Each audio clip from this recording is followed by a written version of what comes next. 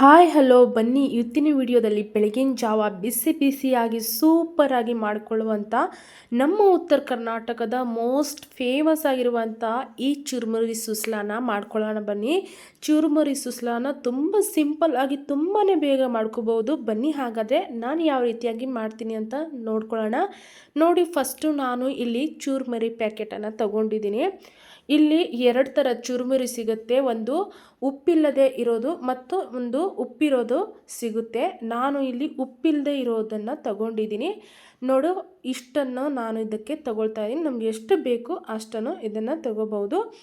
ನೋಡ್ತಾ ಇರ್ಬೋದು, ಈ ಥರ ನಾನು ಉಪ್ಪಿಲ್ದಿರೋ ಸಪ್ಪೆ ಇರೋವಂಥ ಚುರುಮುರಿನ ತಗೊಂಡಿದ್ದೀನಿ. ಹಾಗೆಯೇ ಒಂದು ದೊಡ್ಡ ಪಾತ್ರೆಯಲ್ಲಿ ನಾನು ಇದಕ್ಕೆ ಅರ್ಧ ಆಗುವಷ್ಟು ನೀರನ್ನು ಹಾಕ್ಕೊಂಡಿದ್ದೀನಿ.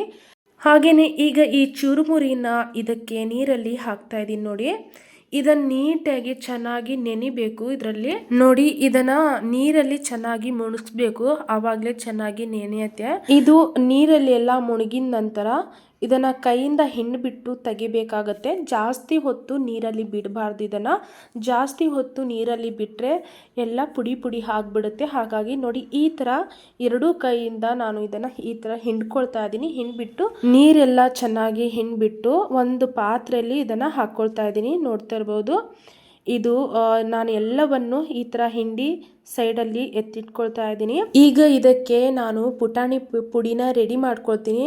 ಇದಕ್ಕೆ ಪುಟಾಣಿ ಪುಡಿ ಹಾಕಿದ್ರೇ ಸೂಪರ್ ಆಗಿರುತ್ತೆ ಟೇಸ್ಟು. ಹಾಗಾಗಿ ಈ ಪುಟಾಣಿ ಪುಡಿನ ಮಾಡ್ಕೋಬೇಕಂದ್ರೆ ಜಾಸ್ತಿ ಹಿಟ್ಟು ಥರ ಪುಡಿ ಮಾಡ್ಕೋಬಾರ್ದು.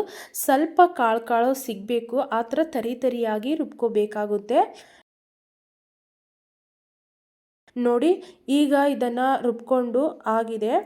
ನೋಡಿ, ಈ ಥರ ನಾನು ಇದನ್ನು ರುಬ್ಕೊಂಡು ಪುಡಿ ಮಾಡ್ಕೊಂಡಿದ್ದೀನಿ. ಜಾಸ್ತಿ ನುಣ್ಣಗೆ ರುಬ್ಕೊಂಡಿಲ್ಲ, ನೋಡ್ತಾ ಇರ್ಬೋದು. ಹಾಗೆಯೇ ಒಂದು ಸೈಡಲ್ಲಿ ಒಗ್ಗರಣೆಗೆ ಅಂತ ಒಂದು ಕಡಾಯಿ ತಗೊಂಡಿದ್ದೀನಿ. ಇದಕ್ಕೆ ಸ್ವಲ್ಪ ಎಣ್ಣೆನೂ ಹಾಕ್ಕೊಂಡು ಸಾಸಿವೆನೂ ಸಹ ಹಾಕ್ಕೊಳ್ತಾ ಇದ್ದೀನಿ. ಸಾಸಿವೆ ಸಿಡಿತಾ ಇದೆ. ಈಗ ಇದಕ್ಕೆ ಕಡಲೆ ಬೀಜ ಹಾಕ್ಕೊಳ್ತಾ ಇದ್ದೀನಿ. ಕಡಲೆ ಬೀಜ ಆ್ಯಕ್ಚುಲಿ ಮುಂಚೆನೇ ಫ್ರೈ ಮಾಡಿ ತೆಗೆದಿಟ್ಕೊಂಡ್ರೆ ಕ್ರಿಸ್ಪಿಯಾಗಿ ಚೆನ್ನಾಗಿ ಬರುತ್ತೆ. ಈಗ ನಾನು ಈ ಕಡಲೆ ಬೀಜನ ಎತ್ಕೋತೀನಿ ಫ್ರೈ ಆಗಿದ ನಂತರ. ಹಾಗೆಯೇ ಸ್ವಲ್ಪ ಕರಿಬೇವನ್ನು ಹಾಕ್ಕೊಳ್ತಾ ಇದ್ದೀನಿ. ಕಡಲೆ ಬೀಜ ಚೆನ್ನಾಗಿ ಫ್ರೈ ಮಾಡ್ಕೊಳ್ಳೋಣ ಎಣ್ಣೆಯಲ್ಲಿ ಕ್ರಿಸ್ಪಿ ಆಗುವವರೆಗೂ. ಈಗ ಕಡಲೆ ಬೀಜ ಫ್ರೈ ಆಗಿದೆ. ಇದನ್ನು ಸೈಡಲ್ಲಿ ಒಂದು ಪ್ಲೇಟಲ್ಲಿ ತೆಗೆದಿಟ್ಕೊಳ್ತಾ ಇದ್ದೀನಿ. ಹಾಗೆಯೇ ಇದನ್ನೆಲ್ಲ ಸೈಡಲ್ಲಿ ತೆಗೆದಿಟ್ಕೊಂಡಿದ್ದೀನಿ. ಈಗ ಇದಕ್ಕೆ ಖಾರಕ್ಕೆ ಎಷ್ಟು ಬೇಕು ಅಷ್ಟು ಹಸಿಮೆಣಸಿನ್ಕಾಯಿ ಹಾಕ್ಕೊಳ್ತಾ ಇದ್ದೀನಿ. ನೆಕ್ಸ್ಟು 2 ಈರುಳ್ಳಿ ಕಟ್ ಮಾಡ್ಕೊಂಡಿದ್ದೆ, ಈರುಳ್ಳಿನ ಹಾಕ್ಕೊಳ್ತಾ ಇದ್ದೀನಿ. ಇದನ್ನು ಚೆನ್ನಾಗಿ ಫ್ರೈ ಮಾಡ್ಕೊಳ್ಳೋಣ. ಈರುಳ್ಳಿ ಎಲ್ಲ ಹಸಿ ವಾಸನೆ ಹೋಗುವವರೆಗೂ ಚೆನ್ನಾಗಿ ಫ್ರೈ ಮಾಡ್ಕೊಳ್ಳೋಣ. ಹಾಗೆ ಒಂದು ಟೊಮ್ಯಾಟೊ ಕಟ್ ಮಾಡ್ಕೊಂಡಿದ್ದೆ, ಆ ಟೊಮ್ಯಾಟೊನು ಸಹ ಇದಕ್ಕೆ ಹಾಕ್ಕೊಳ್ತಾ ಇದ್ದೀನಿ. ಟೊಮ್ಯಾಟೊ ಎಲ್ಲ ಸಾಫ್ಟ್ ಆಗುವವರೆಗೂ ಇದನ್ನು ಸಹ ಚೆನ್ನಾಗಿ ಮಿಕ್ಸ್ ಮಾಡಿಕೊಂಡು ಫ್ರೈ ಮಾಡ್ಕೊಳ್ಳೋಣ. ಈಗ ಇದಕ್ಕೆ ರುಚಿಗೆ ತಕ್ಕಷ್ಟು ಉಪ್ಪನ್ನು ಹಾಕ್ಕೊಳ್ತಾ ಇದ್ದೀನಿ. ಉಪ್ಪು ಹಾಕೋದ್ರಿಂದ ಟೊಮ್ಯಾಟೊನು ಸಹ ಬೇಗ ಸಾಫ್ಟ್ ಆಗುತ್ತೆ. ಹಾಗೆಯೇ ಒಂದು ಕಾಲು ಚಮಚದಷ್ಟು ಅರಿಶಿನ ಹಾಕ್ಕೊಳ್ತಾ ಇದ್ದೀನಿ. ಈಗ ಟೊಮ್ಯಾಟೊ ಎಲ್ಲ ಸಾಫ್ಟ್ ಆಗುವವರೆಗೂ ಇದನ್ನು ಫ್ರೈ ಮಾಡ್ಕೊಳ್ಳೋಣ. ಟೊಮ್ಯಾಟೊ ಬೇಗ ಸಾಫ್ಟ್ ಆಗಲಿ ಅಂತ ಪ್ಲೇಟನ್ನು ಕವರ್ ಮಾಡ್ತಾ ಇದ್ದೀನಿ. ಈಗ ನೋಡ್ತಾ ಇರ್ಬೋದು, ಆಲ್ಮೋಸ್ಟು ಈರುಳ್ಳಿ ಟೊಮ್ಯಾಟೊ ಎಲ್ಲ ಚೆನ್ನಾಗಿ ಫ್ರೈ ಆಗಿದೆ. ಆವಾಗಲೇ ನೆನೆಸಿಟ್ಟಿರುವಂಥ ಕಡಲೆಪುರಿನ ಹಾಕ್ಕೊಳ್ತಾ ಇದ್ದೀನಿ, ಅಂದರೆ ಚುರುಮುರಿನ ಹಾಕ್ಕೊಳ್ತಾ ಇದ್ದೀನಿ. ಈಗ ಇದನ್ನು ಚೆನ್ನಾಗಿ ಕಲಿಸ್ಕೊಳ್ಳೋಣ. ನಮ್ಮ ಕಡೆ ಇದನ್ನು ಮಂಡಕ್ಕಿ ಇಲ್ಲ ಅಂದರೆ ಚುರುಮುರಿ ಅಂತ ಹೇಳ್ತೀವಿ. ಬೆಂಗಳೂರು ಭಾಷೆಯಲ್ಲಿ ಇದನ್ನು ಕಡಲೆಪುರಿ ಅಂತ ಹೇಳ್ತಾರೆ. ಈಗ ನೋಡಿ, ಇದನ್ನು ಚೆನ್ನಾಗಿ ಮಿಕ್ಸ್ ಮಾಡ್ಕೊಂಡಿದ್ದೀನಿ. ಈಗ ಸಣ್ಣದಾಗಿ ಕಟ್ ಮಾಡ್ಕೊಂಡಿರುವಂಥ ಕೊತ್ತಂಬರಿನ ಮೇಲೆಯಿಂದ ಹಾಕ್ಕೊಳ್ತಾ ಇದ್ದೀನಿ. ಹಾಗೆಯೇ ಒಂದು ಅರ್ಧ ಹೋಳು ಲಿಂಬೆ ರಸನೂ ಹಾಕ್ಕೊಳ್ತಾ ಇದ್ದೀನಿ. ಇದಕ್ಕೆ ಲಿಂಬೆ ರಸ ಹಾಕಲೇಬೇಕಂತ ಏನಿಲ್ಲ. ನಮಗೆ ಇಷ್ಟ ಆದರೆ ಲಿಂಬೆ ರಸ ಆಗ್ಬೋದು, ಇಲ್ಲ ಅಂದರೆ ಹಾಕದೆ ಇದ್ರೂ ಸಹ ತುಂಬಾ ಚೆನ್ನಾಗಿರುತ್ತೆ. ಈಗ ಇದನ್ನು ಮೇಲೆ ಕೆಳಗೆ ಮಾಡಿ ಚೆನ್ನಾಗಿ ಮಿಕ್ಸ್ ಮಾಡ್ಕೊಳ್ಳೋಣ. ಈಗ ನೋಡ್ತಾ ಇರ್ಬೋದು, ಆಲ್ಮೋಸ್ಟ್ ಇದು ರೆಡಿ ಆಗಿದೆ. ಆವಾಗಲೇ ಹುರಿದಿಟ್ಕೊಂಡಿರುವಂಥ ಕಡಲೆ ಬೀಜನ ಹಾಕ್ಕೊಳ್ತಾ ಇದ್ದೀನಿ. ಹಾಗೆಯೇ ಆವಾಗಲೇ ಪುಡಿ ಮಾಡಿ ಇಟ್ಕೊಂಡಿರುವಂಥ ಪುಟಾಣಿ ಪುಡಿನ ಹಾಕ್ಕೊಳ್ತಾ ಇದ್ದೀನಿ.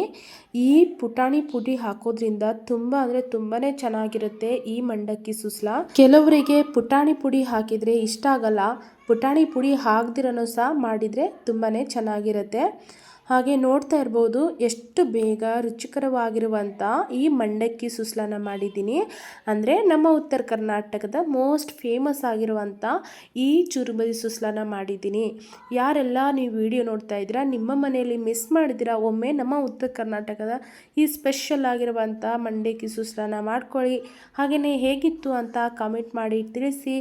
ಮತ್ತಷ್ಟು ರೆಸಿಪಿಗಳನ್ನು ಮಾಡ್ತೀನಿ, ನಿಮಗೋಸ್ಕರ ಶೇರ್ ಮಾಡ್ತಾ ಇರ್ತೀನಿ. ನೋಡ್ತಾ ಇರಿ, ಮಾಡ್ತಾ ಇರಿ, ತಿಂತಾ ಇರಿ ಅಂತ ಹೇಳ್ತಾ, ನೋಡಿದ್ರಲ್ವಾ ನಮ್ಮ ಉತ್ತರ ಕರ್ನಾಟಕದ ಮೋಸ್ಟ್ ಫೇಮಸ್ ಆಗಿರುವಂಥ ಈ ಚುರುಮುರಿ ಸುಸ್ಲನ ಎಷ್ಟು ಬೇಗ ಮಾಡ್ಕೋಬಹುದಂತ. ಮಂಡಕ್ಕಿ ಮಿರ್ಚಿ ಅಂತ ಇದನ್ನೇ ಹೇಳೋದು. ಇದರ ಜೊತೆಗೆ ಮಿರ್ಚಿ ಬಜ್ಜಿ ಇದ್ರೆ ಸೂಪರ್ ಆಗಿರುತ್ತೆ ಕಾಂಬಿನೇಷನ್. ನಮ್ಮ ಉತ್ತರ ಕರ್ನಾಟಕ ಸೈಡಲ್ಲಿ ಬೆಳಗಿನ ಜಾವ ಹೋಟ್ಲಲ್ಲಿ ಈ ಬ್ರೇಕ್ಫಾಸ್ಟ್ ಅಂತೂ ಸಿಕ್ಕೇ ಸಿಗುತ್ತೆ. ಇದರ ಜೊತೆಗೆ ಮಿರ್ಚಿ ಬಜ್ಜಿನೂ ಸಹ ಸಿಗುತ್ತೆ, ತುಂಬಾನೇ ಚೆನ್ನಾಗಿರುತ್ತೆ. ಹಾಗೆ ನೋಡಿದ್ರಲ್ಲ ಯಾವ ಥರ ನಮ್ಮ ಉತ್ತರ ಕರ್ನಾಟಕ ಸೈಡಲ್ಲಿ ಇದನ್ನು ನಾವು ಮಾಡ್ತೀವಿ ಅಂತ. ಇದು ಆಲ್ಮೋಸ್ಟ್ ಎಲ್ಲರಿಗೂ ಗೊತ್ತಿದೆ, ಎಲ್ಲರೂ ಸಹ ಇದನ್ನು ಮಾಡ್ತಾರೆ ಮನೆಯಲ್ಲಿ. ಹಾಗೆ ನಾನು ಯಾವ ಥರ ಮಾಡಿದ್ದೀನಿ ಅಂತ ತೋರಿಸ್ಕೊಟ್ಟಿದ್ದೀನಿ. ವಿಡಿಯೋ ಇಷ್ಟ ಆಗಿದ್ರೆ ಲೈಕು, ಕಾಮೆಂಟು, ಶೇರು, ಸಬ್ಸ್ಕ್ರೈಬ್ ಮಾಡೋದನ್ನು ಮರಿಬೇಡಿ. ಮತ್ತೆ ಸಿಗ್ತೀನಿ, ಬಾಯ್ ಬಾಯ್.